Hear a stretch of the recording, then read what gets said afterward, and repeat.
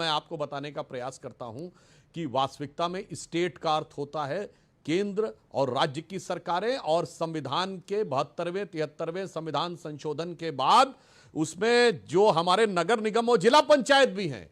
मुझे लगता है राहुल गांधी जी को जो संज्ञा दी गई थी वो एलओपी बनने के बाद भी उनका मना स्थिति उसी संज्ञा में फंसा हुआ है जिस बात को कहने के लिए रोका गया था, या फिर वो सोरेज सीक्रेट सर्विस से जो कुछ आता है सिग्नल उसके ऊपर जाके फंसे। और अब विवेक जी को मैं बताना चाहता हूं 15 अगस्त 47 को क्या हुआ। हम आजाद हुए तो हमें नेहरू जी को शपथ माउंटबेटन ने क्यों दिलवाई भाई?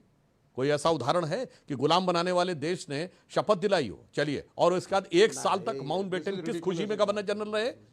वो तो ब्रिटिश क्राउन के प्रति समर्पित थे। चलिए और आगे सुनिए, अभी आराम से सुनिएगा। उसके बाद पता है आपको भारत का आर्मी चीफ कब तक ब्रिटिश रहा है? 1949 general Francis Roy butcher. Bharat का एयर चीफ कब तक ब्रिटेन रहा है? आंख मत मटकाओ, मेरी पूरी बात सुनो भाई साहब। 1954 air chief marshal Gerald Gibbs.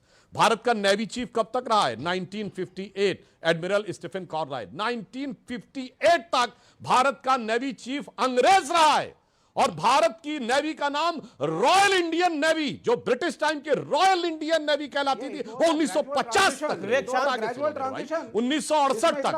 बीच में चिल्लाइए नहीं विवेक जी, आपकी यही गलत आदत है, पूरी बात समस्या आती है। कोई बात नहीं, पूरी बात आपको सुना गया। 1968, अब सुनिए, 1968 तक किंग जॉर्ज की मूर्ति इंडिया गेट पे रहती है। 1973 में अमर जवान ज्योति बनी, वरना उससे पहले इंडिया गेट पे सिर्फ ब्रिटिश सैनिकों के नाम लिखे उनको जाके सलामी देता था भारत का प्रधानमंत्री।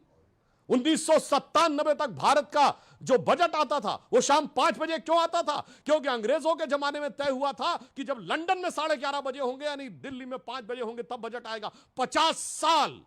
50 साल भारत का बजट 5 बजे तक आता रहा। इसलिए यह थी ब्रिटिश उपनिवेशवादी मानसिकता जो हमारे उसमें। और आगे सुनिए विवेक जी, कांग्रेस सरकार के विदेश मंत्री नटवर सिंह ने लिखा है कि सबसे बड़ी समस्या यह थी कि हमारी सरकार यानी मनमोहन सिंह की सरकार पर अमेरिका का बहुत गहरी दखलंदाजी थी। अमेरिका नहीं चाहता था मैं विदेश मंत्री रहूं, इसलिए मुझे हटना पड़ा। उन्होंने आगे यह लिखा है कि उस समय, ये बताइए विकीलीक्स में बात आई थी कि नहीं, कि हिलरी क्लिंटन ने यह कहा कि मोंटेक सिंह अहलूवालिया बनने वाले थे, प्रणब मुखर्जी कैसे बन गए? यह कौन सा सिस्टम था जिससे हिलरी क्लिंटन को पता लग रहा था? और मैं नहीं कह रहा विकीलीक्स में जो लिखा सब कुछ सही है, पर आज तक राहुल गांधी ने खंडन नहीं किया कि उन्होंने अमेरिकन डिप्लोमेट के साथ यह कहा कि लश्कर तैयबा जैशे मोहम्मद उतने खतरनाक नहीं है जितना कि हिंदू फंडामेंटलिज्म। क्या बात करते विवेक जी और आपकी party. Mitrokhin's archive KGB one the world part 2 में क्या क्या लिखा है कि 70 के दशक में ब्यूरोक्रेसी, जुडिशरी, लेजिस्लेटिव सब केजीबी के कब्जे में थे। उन्होंने यहां तक लिखा है कि सीधे कांग्रेस पार्टी को पैसा आता था। मुकदमे दर्ज करने चाहिए कांग्रेस पार्टी को जाके, मगर सोच समझकर उन्होंने लेटर्स तक कोट किए हुए हैं। तो भारत बहुत बड़ी खबर आ रही है, शरद पवार गुट के माजिद मेमन ने सवाल उठा दिया है कि राहुल का बयान समझने से समझ से बाहर है। इंडियन स्टेट तो हमारा ही है, तो फिर राहुल का युद्ध किसके साथ है? इस बयान को समझना मुश्किल है। अब कुल मिलाकर इंडिया अलायंस की पार्टियां पल्ला झाड़ रही हैं। आम आदमी पार्टी ने पल्ला झाड़ लिया इस पूरे बयान के साथ। आम आदमी पार्टी का कहना है कि उन्हें इस विषय पर कुछ नहीं कहना है। मैं सुधांशु त्रिवेदी, इंडिया अलायंस के पार्टनर्स भी इससे पल्ला झाड़ रहे हैं। बहुत बड़ी खबर है, आज कांग्रेस पार्टी का ऑफिस का इनॉग्रेशन था, उद्घाटन था। देखिए, मैं कहूंगा कोई भी समझदार व्यक्ति पल्ला ही झाड़ेगा, और राहुल गांधी जी ने तो अपने गांधी नाम को शर्मसार कर दिया। महात्मा गांधी का नित्य का भजन था रघुपति राघव राजा राम, प्रतिदिन का उनका आदर्श था, राजनीतिक दर्शन था राम राज्य, और अंतिम शब्द हे राम जो लिखा है। अरे जिस दिन राम की समाधि पे लिखे राम जब जेल में थे, वाह, तो आजादी पूरी थी? नहीं। जब वो गुलामी के ढांचे में थे, आजादी पूरी नहीं थी। जो गांधी की समाधि पे राम दिखा, उसकी प्राण प्रतिष्ठा हुई 22 जनवरी 2024 को। तो अगर देखा जाए तो गांधी के विजन के अनुसार पूर्ण स्वतंत्रता की प्रतिष्ठा जो भागवत जी ने कहा है वो 22 जनवरी 24 को हुई। एक भी फैक्ट गलत बोला हो तो विवेक जी बता दीजिएगा। Okay Vivek answer this, then I will go to Sunil Yadav and Jagdish Sharma. Okay Sunil, okay Vivek 40 second, हर पॉइंट को सुनिए। माजिद मेमन ने किनारा कर दिया, आम आदमी पार्टी ने किनारा कर लिया। नहीं वो ठीक है, वो तो अभी एक इलेक्शन चल रहा है तो आम आदमी पार्टी का अपना नहीं नहीं, एनसीपी का कौन सा इलेक्शन चल रहा है? यही कह रही थी जब अरविंद केजरीवाल, शरद पवार महाराष्ट्र में कौन सा इलेक्शन चल रहा है? जब हाँ वो ठीक है, एक नेता ने बोला है, लेकिन अरविंद केजरीवाल भी यही बात कर रहे थे जब जेल भेजे गए थे कि ईडी के ऊपर टोटल तरीके से संघ और बीजेपी का कब्जा है। सारे इंडिया अलायंस के पार्टनर यही कहते हैं। बड़ा मुश्किल हो गया हम लोगों के लिए सर्वाइव करना, इलेक्शंस को लड़ना। जिस तरीके से बड़ी पूंजीवादी ताकतें भाजपा के साथ खड़ी हुई हैं और क्रोनी कैपिटलिज्म चल रहा है। जब ट्रांजिशन होता है इंडिपेंडेंस का, तो आप ये बैठे हुए हैं यहाँ पे सांसद हैं, ये कह रहे हैं साहब कि नेहरू जी हो गए, गांधी जी हो गए, नहीं, पर ये जितने डॉक्टर थे सुधांशु सबके सब, त्रिवेदी ने बोला कोई कि independence का मोहन मतलब ही नहीं भागवत जी था। ने जो बोला था, एक 1968 सेकंड, जो तक। आरएसएस चीफ ने नहीं, बोला, आप एक मत सेकंड, बोलिए ऑडियो ना डाउन सर, करिए, मुझे ऑडियो डाउन बोलने- करिए। जो मोहन भागवत जी ने बोला कि उस जिस बयान को लेकर राहुल गांधी जी ने अपनी प्रतिक्रिया दी, क्या आपको नहीं लगता 22 जनवरी 2024 को वाकई जो महात्मा गांधी का हे राम था उसकी प्राण प्रतिष्ठा हुई है? महात्मा गांधी के राम अलग थे क्या, जिन प्रभु राम की प्राण प्रतिष्ठा हुई है अयोध्या के अंदर? बिल्कुल नहीं, कैसे थे राम? कैसे अलग हो गए? बिल्कुल, राम कैसे अलग हो गए? मैं तो बड़ा क्लियर बोलता हूं। आप कौन से राम को मानते हैं? एक गोडसे महात्मा के गांधी राम, वाले एक गांधी के राम? राम, एक गोडसे के राम, एक गांधी के राम, दोनों राम अलग राम हैं। एक ही है, दोनों सबके का कोई राम एक कंपैरिजन है। नहीं है। आजकल गोडसे के राम नहीं, ये कहने की बात है, सबके राम एक हैं। जिसने गांधी को मारा जाकर के उससे पूछो उसका राम कौन था, उससे पूछना चाहिए। श्री और राम। कौन उस फिलॉसफी को और आइडियोलॉजी को फॉलो करता है, ये पूछना चाहिए यहाँ पर। हाँ, मर्यादा नहीं, पुरुषोत्तम ये है, सब बातें ईस्ट मुझे है हमारे। श्री राम वीराम, आप मुझे मैनिपुलेट मत करिए मेरी बात को। मैं मैनिपुलेट गोडसे के नहीं कर नाम रहा, अलग सवाल थे, आपको गांधी बात के नाम बोल अलग थे। गोडसे ने गांधी को मारा, गोडसे इस देश का पहला टेररिस्ट था और वो हिंदुवादी संगठन का था। तो राहुल उस गांधी संगठन का था स्टेट्स के जिसने साथ क्यों गांधी की लड़ रहे हैं? मुखालिफत करी।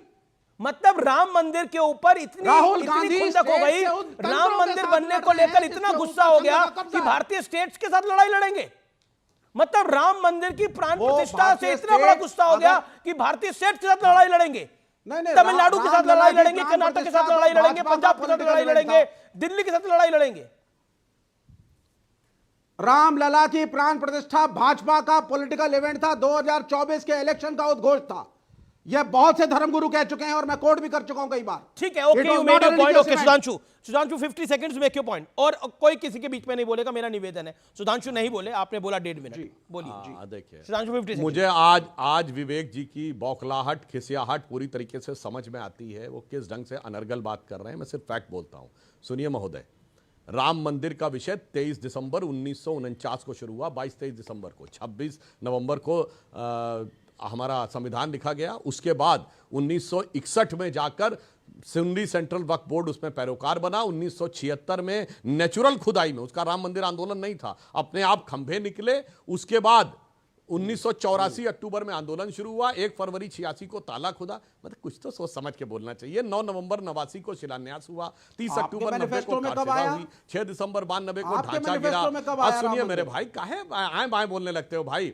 अप्रैल बता दीजिए ना 2003 डेट। में कोर्ट के आदेश में खुदाई मैंने हुई, एक जिसमें छोटा सा खंभे सवाल निकल के पूछा है, आए। सर। 30 सितंबर आपके 2010 मैनिफेस्टो को में कब हाई आया कोर्ट का राम मंदिर? जजमेंट आया। फिर बोलने लगे आए बाएं बोलना शुरू कर दिए मेरे भाई। और 9 नवंबर 2019 को जजमेंट आया। क्या बोल रहे हो यार? 67 साल में एक डेट गिना दी इनको। नहीं, लगाता मैं क्या है, बोल रहा हूं? लगता है। मैंने तो वैसे आपसे सिर्फ कम्युनिस्ट पूछा, हैं, सर, इनको एक बोलना ही सवाल नहीं चाहिए। आपने मगर शांत एक बात हो मैं जाओ बताना आप। चाहता आप हूं, गोल मोल लंदन करके के अखबार संडे गार्डियन ने 18 मई 2014 को अपने एडिटोरियल में लिखा था, और उसका शीर्षक था India second tourist with destiny, कि 16 मई 2014 जिस दिन मोदी जी के नेतृत्व में स्पष्ट बहुमत मिला, उसने जानते क्या लिखा था? 16 May 2014 should be remembered in Indian history as the day on which Britishers finally left India. और उन्होंने divider कहा in chief इससे पहले किसने जिन लिखा लोगों था? के हाथ में शासन था, और 10 वो साल तक ब्रिटिश वीजा किस उपनिवेशवादी देश ने रोका था मानसिकता मुख्यमंत्री का का? प्रभाव उनके ऊपर ये था। नहीं बताएंगे? पहली बार एक ऐसे विचार के हाथ में सत्ता आई है जो कि पूर्णता भारतीय है, उस पर ब्रिटिश उपनिवेशवादी मानसिकता का कोई प्रभाव नहीं है। ये खड़े हुए देखिए, कम्युनिस्ट पार्टी ऑफ इंडिया। ये भारत की कम्युनिस्ट पार्टी है, भारतीय कम्युनिस्ट पार्टी नहीं है। कम से कम कांग्रेस, भारतीय राष्ट्रीय कांग्रेस तो लिखती है। ये विदेश की मल्टीनेशनल के इंडियन ब्रांच में भाषण दे रहे इंडियन ये स्टेट के देखिए, ऊपर। ठीक है, ये ठीक है, विवेक, विवेक, मैं जगदीश शर्मा के पास जाता हूं। इसलिए। Jagdish Sharma, all audios down. Okay, all Jagdish Sharma किसी के बीच में नहीं बोलते। देखिए जगदीश शर्मा जी, आप बहुत पुराने कांग्रेसी हैं। आज